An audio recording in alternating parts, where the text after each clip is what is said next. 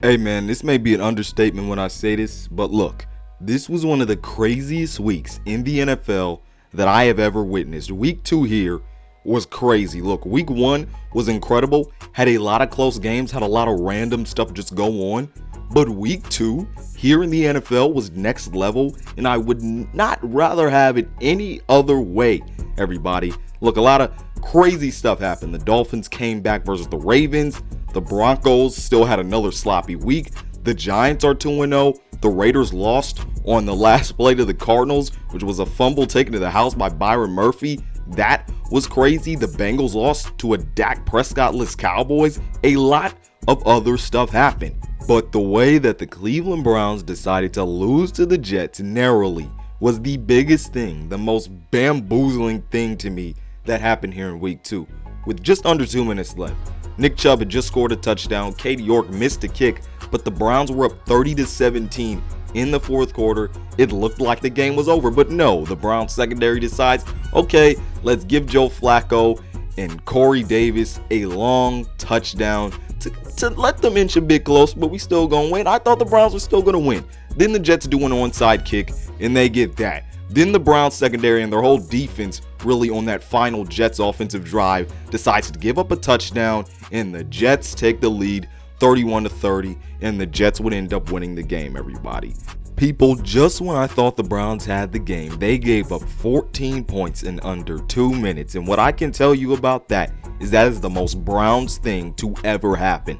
Coming from me, a Browns fan, this was one of the worst losses in Cleveland Browns history.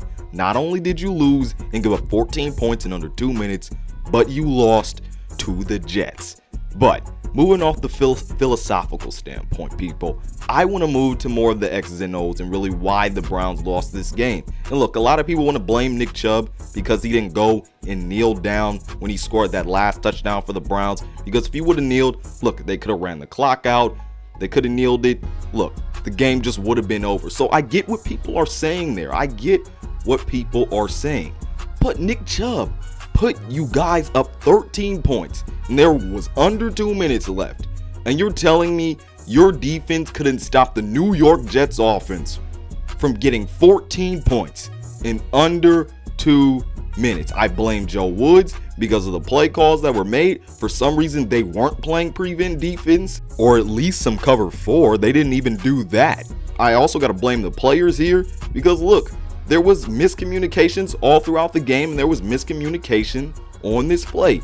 John Johnson and Grant Delpit. John Johnson did his job on this final play. Grant Delpit did not pick up Corey Davis when he needed to on this play, and it ended up having Corey Davis score a long touchdown, which put the Jets closer. And then the whole Browns defense should be ashamed for the final drive that the Jets had in this game, which really won them the game. I have to blame Joe Woods for the play calling he did all throughout this game as the Browns defensive coordinator to really allow the Jets to even have a chance at winning this game. I have to blame the defense here. I'm not going to blame Nick Chubb. Well, it'd be great if he kneeled and stopped. That didn't happen. He scored and he put the Browns up by more points. But how hard is it? It's inexcusable for the Browns to have given up 14 points in under 2 minutes when this Browns offense with a backup quarterback in Jacoby Brissett played so well in this game.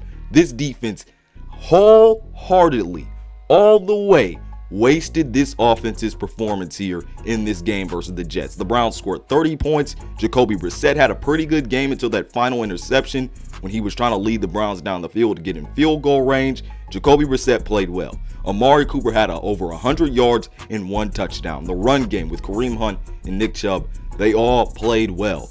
But no, the defense had to keep the New York Jets in the game. I'm not going to blame Nick Chubb for the defense allowing something so inexcusable because they put the game away. All the Browns had to do was play some prevent defense, or at least a cover 4 to make it actually look like you care about defending a deep ball to potentially allow the Jets to come back into the game, which they did. But no, Joe Woods decides to be delusional and not make that work out. And on another scale, Grant Delpit in this Browns secondary allowed a big play when it shouldn't have happened because of a miscommunication and because of some freelancing on defense. It is inexcusable, and hopefully this loss for this defense really awakens something inside of them. We saw it last year when they lost to the Patriots. I believe it was 45-7. After that game, the defense totally balled out for the rest of the season. So as a Browns fan, I'm hoping this loss turns them around. But this is a loss that can also sting and derail the season for this team mentally, because what they did versus a team like the New York Jets is absolutely inexcusable. But hey man, I will say this. Look, the Bengals lost to the Jets last year, and guess what happened to them? Seasons can change just like that at the snap of the finger in the NFL. So look, if this loss right here does not wake up this Browns defense, I'm not sure what will.